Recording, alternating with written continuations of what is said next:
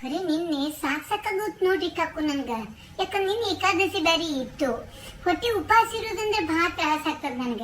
ಬೆಳಿಗ್ಗೆ ಎದ್ದೆ ಒಂದ್ ಗ್ಲಾಸ್ ತುಂಬ ಹಾಲು ಕುಡ್ದೆ. ಆಮೇಲೆ ಸ್ವಲ್ಪ ಪೂಜೆ ಗೀಜೆ ಮಾಡಿದ್ನಾ.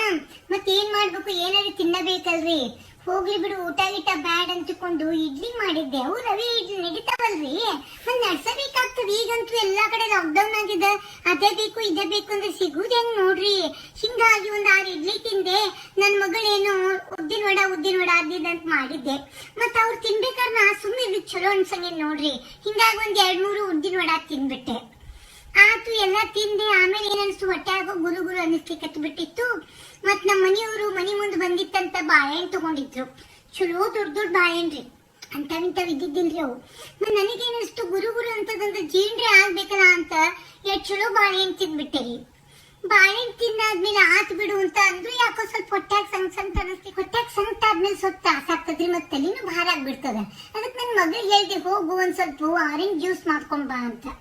ಆಕೇನ್ ಮಾಡಿದ್ಲು ಪಾಪ, ಒಂದ್ 4-5 ಆರೆಂಜ್ ಮಾಡಿ ಒಂದ್ ಲೋಟ ಜ್ಯೂಸ್ ತಂದು ಕೊಟ್ಲು. ಹೊಟ್ಟಾಗ ಶಾಂತ ಆಗ್ಬೇಕಲ್ರಿ. ಜ್ಯೂಸ್ ಕುಡ್ದೆ ಮುಂಜಾನೆ ಬರೀ ಕೆಲಸ ಆಗಿತ್ತು. ಹಸಿ ಒಂದು ಹೊಟ್ಟಾಗ ಇನ್ನೂ ಇದ್ದಿದ್ದಿಲ್ ಬ್ಯಾರೆ. ಸ್ವಲ್ಪ ಮಲ್ಕೊಂಡು ಹೇಳೋಣ ಅಂತಿಕೊಂಡು ಮಲ್ಕೊಳ್ಳಿ ಕತ್ತಿದ್ದೆ. ಅವಾಗ ಎಕ್ದಮ್ ನೆನಪಾಗ್ಬಿಡ್ತ್ರಿ. ಖರ್ಜೂರ್ ಒಂದ್ ತಗೊಂಡಿದ್ವಿ. ಮತ್ ಖರ್ಜೂರ್ ತಗೊಂಡಿವಿ. ಮತ್ತೆ ಏಕಾದಶಿ ಖರ್ಜೂರ್ ತಿನ್ಲಿಲ್ಲ ಅಂದ್ರೆ ಚಲೋ ಅನ್ಸಂಗಿಲ್ಲ ನೋಡ್ರಿ. ಮತ್ ಹೋಗಿ ಸ್ವಲ್ಪ ತುಪ್ಪ ಹಾಕೊಂಡು ಒಂದ್ 5-6 ಖರ್ಜೂರ್ ತಿಂದು ತಗೊಂಡಂತೆ ಬಂದೆ. ಬರೋದಕ್ಕ ನನ್ ಮಗನ್ ಫೋನ್ ಒಂದ್ ಬಂದ್ಬಿಡ್ತು.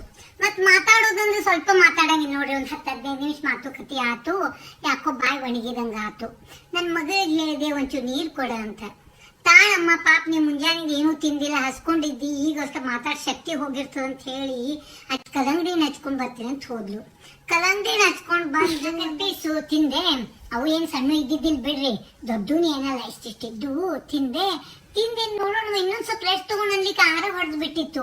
ಇನ್ ಮಲ್ಕೋತೀನಿ ಹಂಗ ಹೇಳ್ಬೇಕಲ್ಲ, ಮತ್ತೆಲ್ಲಾರು ಚಾಗಿ ಮಾಡ್ಬೇಕಲ್ಲ. ಹಿಂಗಾಗಿ ಚಾಗಿ ಎಲ್ಲ ಮಾಡಿ ಚಹಾ ಕುಡಿದ್ರೆ ಹೆಂಗ ಚಲೋ ಅನ್ಸಂಗಿಲ್ಲ. ಅದಕ್ಕೊಂಚೂರು ಅವಲಕ್ಕಿ ಹಚ್ತೇನೆ ನೋಡಮ್ಮ ಅಂತ ನನ್ ಮಗಳು. ಹಚ್ಚೆ ಬಿಡು ಅಂತ ಅವಲಕ್ಕಿ ಹಚ್ಚಿದೆ. ಮೊನ್ನೆ ಒಂಚೂರು ಚುರುಮುರಿ ಬೇರೆ ಹಚ್ಚಿದ್ದು. ಮತ್ತೆ ನಾ ಎಷ್ಟ್ ತಿನ್ಬೇಕು, ನಾವು ತಿನ್ಲಿಕ್ ಬರಂಗಿಲ್ರಿ. ಮತ್ ನಾನು ಹೆಣ್ಮಗಳು ಸ್ವಲ್ಪ ತಿಂತೀನಿ. ಅವಾಗ್ಲು ಬಾಳ ತಿಂದಾಗ ಗೊತ್ತಿಲ್ಲ, ಹುಟ್ಟೆಂದು ಹಿಂಗರಿ ತಿನ್ನುವುದೇ ಇಲ್ಲ.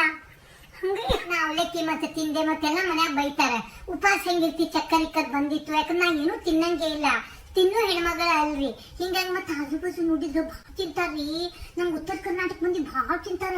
ಆದ್ರೆ ನನಗೆ ನೋಡ್ರಿಪ್ಪ, ತಿನ್ನುವುದಂದ್ರೆ ಆಗ ಬರಂಗಿಲ್ಲ. ಏನು ತಿಂದೇ ಇಲ್ಲ ಏಕಾದಶಿಯಿಂದ, ಚೂರಿ ಏನು ತಿಂದಿಲ್ಲ.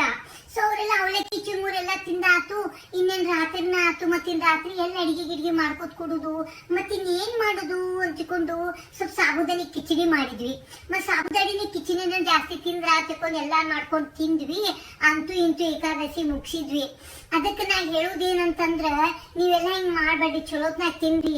ನಾ ಏನೂ ತಿನ್ಲಾರ್ದಕ್ಕ ಹಿಂಗಾಗಿ ತ್ರಾಸ ಆಗ್ಬಿಟ್ಟದ, ವೀಕ್ನೆಸ್ ಆಗ್ಬಿಟ್ಟದ್ರಿ ನನ್ಗ. ನಿನ್ನಿಂದ ಬರೀ ವೀಕ್ನೆಸ್. ಬೆಳಿಗ್ಗೆನು ಜಾಸ್ತಿ ಏನ್ ತಿಂದಿಲ್ರಿ. ಒಂದ್ 4-5 ದೋಸೆ ತಿಂದೇನಿ. ಊಟ ಏನ್ ಮಾಡ್ಬೇಕು ನೋಡ್ತೀನಿ.